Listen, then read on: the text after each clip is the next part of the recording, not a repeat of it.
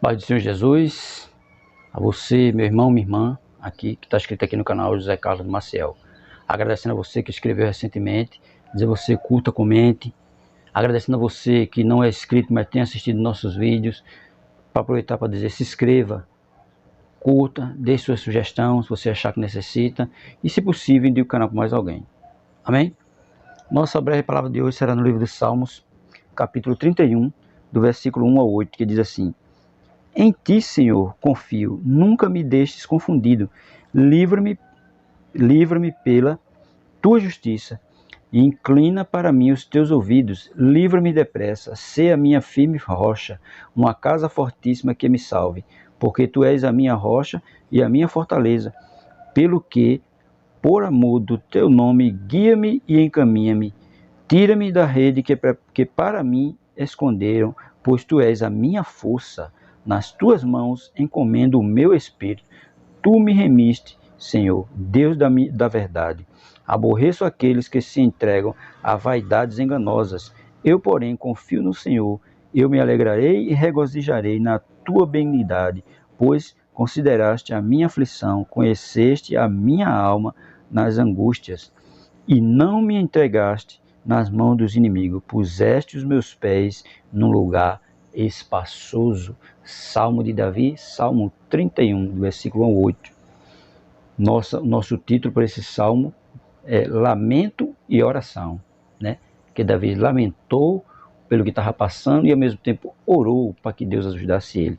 E a nossa introdução vai dizer assim: os versículos iniciais do salmo indicam que o salmista se vê diante de perigo extremo e eminente. Daí suplica a Deus: livra-me depressa. Tá vendo? Ele estava ali, né, em perigo. E diz assim: Deus, livra-me depressa. Salmo 31, versículo 2, a parte A, que diz aí: livra-me depressa, pedindo quem? Ajuda a Deus. E não foi pedir ajuda aos homens, ele foi buscar ajuda em Deus. Porque no início do salmo ele diz o quê? Em ti, Senhor, confio. Veja, confiando em Deus, que Deus era o único que podia ajudar ele. Continuando vai dizer: ele confia somente na justiça de Deus e clama: livra-me por tua justiça. Salmo 31, o versículo 1, a parte B, que diz assim: livra-me pela tua justiça. Tá vendo? A justiça de quem? De Deus, não a justiça dos homens. Ele sabia que só Deus podia livrar ele. Ele podia pedir ajuda aos homens, mas ele viu que os homens não iam ajudar e não iam livrar ele de nada. Não ia livrar ele do que estava por vir na vida dele. Só quem pode livrar é quem? Deus. Aí ele diz: não argumenta que merece ser salvo em razão de quem é ou daquilo que ele fez. Veja, ele nem não argumentou, né, de quem ele era e do que ele já tinha feito. Não, ele podia argumentar, mas ele não argumentou isso. Ele pediu ajuda de Deus. Ele não disse: olha, eu sou um rei, eu já fiz isso, fiz aquilo em teu nome. Não. Ele pediu somente ajuda. Pediu ajuda a quem? A Deus. Não pelo que já tinha feito e nem por quem era, mas ele viu que estava necessitando de um socorro. E o socorro só podia vir quem? De Deus. O salmista refugiou em Deus. Se refugiou em Deus. Salmo 31, versículo 1, a parte A, que diz: em ti, Senhor, confio. Nunca me deixes confundido. Tá vendo? Em Deus ele foi buscar refúgio. Ele não foi buscar refúgio com a ajuda dos homens, não. Ele foi buscar refúgio em Deus. É isso que nós devemos fazer. Quando estiver passando por alguma dificuldade, quando estiver passando por algum problema, vá buscar ajuda em quem? Em Deus. Vá buscar ajuda em Jesus. Não vá querer buscar ajuda com os homens, porque os homens não podem lhe ajudar. Só quem pode lhe ajudar é Jesus Cristo. Talvez tenha fugido para o templo e se abrigado nos recintos sagrados. Mais importante, porém, é a ideia comunicada nas palavras introdutórias: em ti, Senhor, me refugio, ou em ti, Senhor, confio, né? Que está dizendo: em ti, Senhor, confio, porque ele buscou a ajuda dele em Deus. Ele podia correr para o templo, né? A gente não sabe se ele foi para lá, mas ele deixou bem claro que o Senhor, em ti, Senhor, me refugio, porque o refúgio dele é quem? Jesus. O refúgio dele é quem? É Deus. Então era o único refúgio dele. Deus é considerado um refúgio em 4 ocasiões nesse salmo. Salmo 31, versículo 1 a 2, e Salmo 31, verso 4 e verso 19. O salmista era, portanto, um refugiado, pois originalmente o termo se referia a qualquer um que buscava refúgio em algum lugar. É claro, ele é um refugiado. Ele estava buscando refúgio, um lugar para ele se acomodar, um lugar para ele se esconder, talvez. Um lugar onde ele tivesse o quê? Descanso. E ele estava ali como refugiado.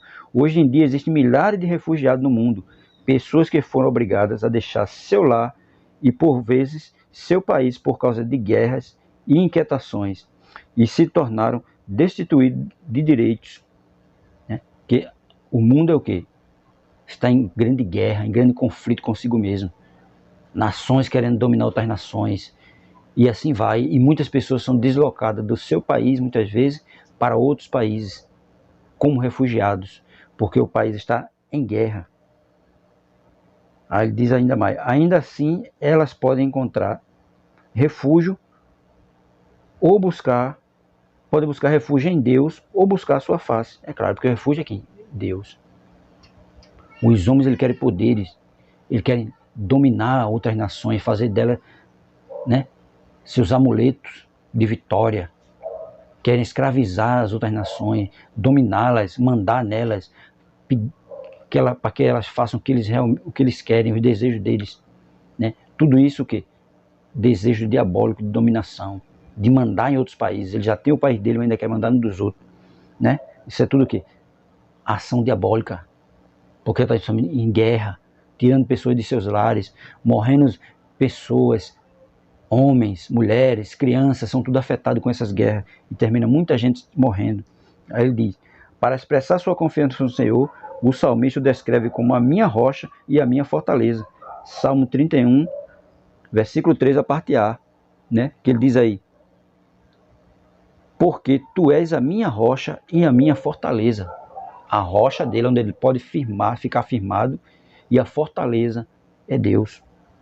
É isso que ele estava dizendo: a minha fortaleza é tu, Senhor. A minha rocha, onde eu firmo meus pés, é tu, Senhor. Tá vendo? É isso que o salmista está querendo dizer. As metáforas que ocorrem em vários outros salmos, aqui o Senhor é descrito ainda como castelo forte, cidade fortíssima.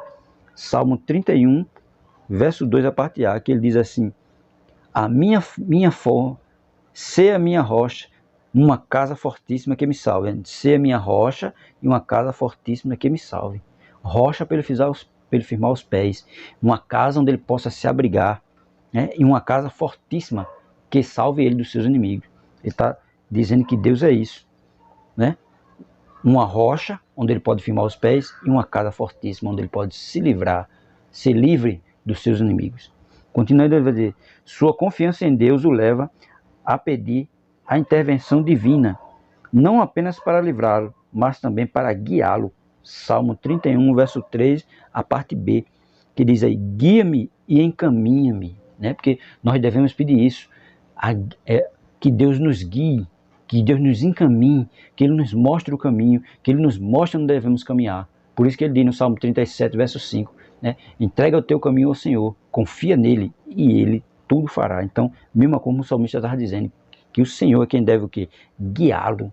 O Senhor é quem deve encaminhar ele para onde ele deve ir, o que ele deve fazer. É isso que ele está dizendo. Seus inimigos são como caçadores à espreita, e ele precisa da direção de Deus a fim de não cair nas armadilhas que lhe prepararam. Tá vendo? Por isso que Deus é quem tem que guiar.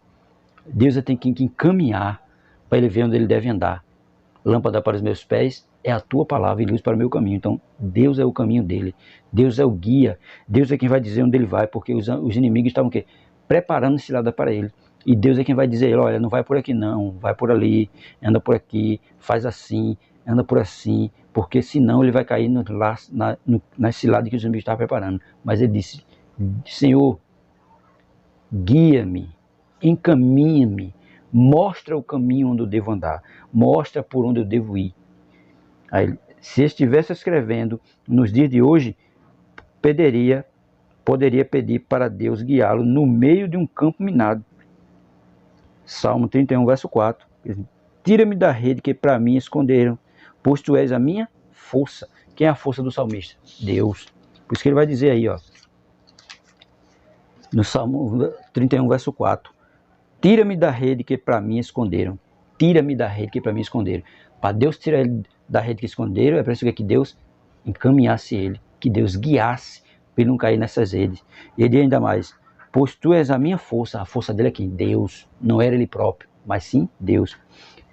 Depois de entregar o seu caminho ao Senhor, o salmista afirma sua confiança colocando-se nas mãos de Deus, de corpo e alma. Nas tuas mãos entrego o meu espírito. Salmo 31, versículo 5. Nas tuas mãos entrego o meu espírito. Tu me remiste, Senhor, Deus da verdade. Tá?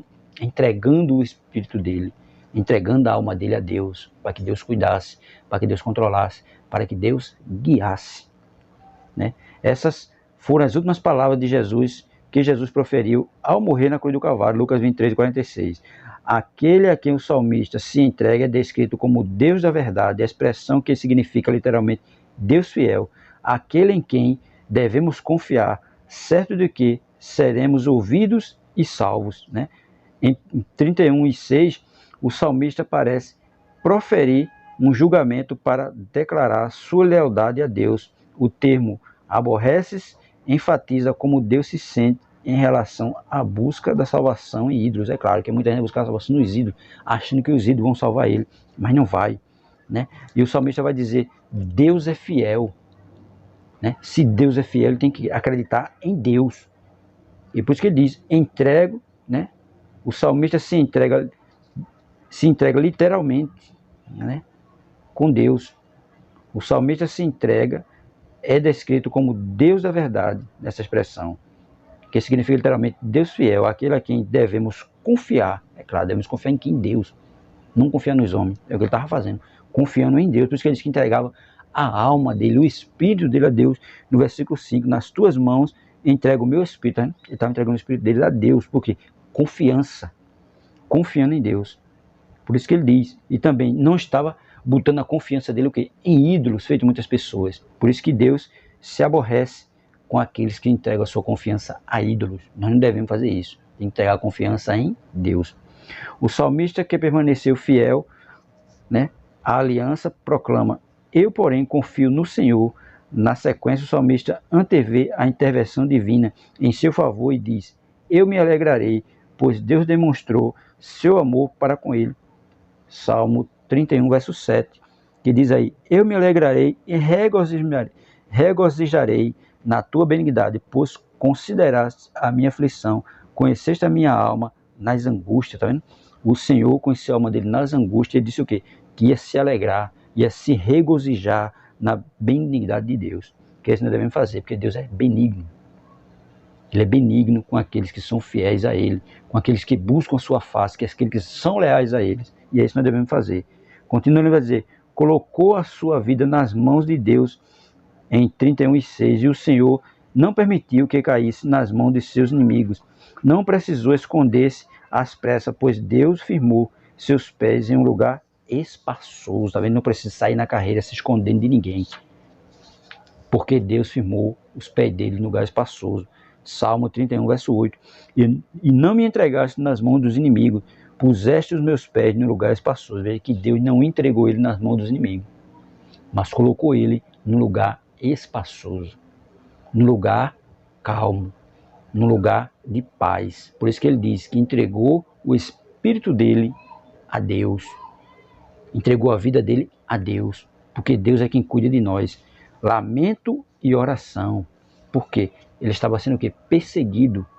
Alguém estava perseguindo o salmista Davi, mas ele disse que entregou toda a confiança dele em Deus, entregou o espírito dele a Deus, e Deus colocou ele num lugar espaçoso, num lugar tranquilo, num lugar de paz. Dessa mesma forma tem que ser nós, entregar a nossa vida a Ele, entregar todos os nossos problemas na mão dele, pedir a Ele que Ele nos guie, que Ele nos encaminhe, que Ele nos mostre o caminho que nós devemos andar.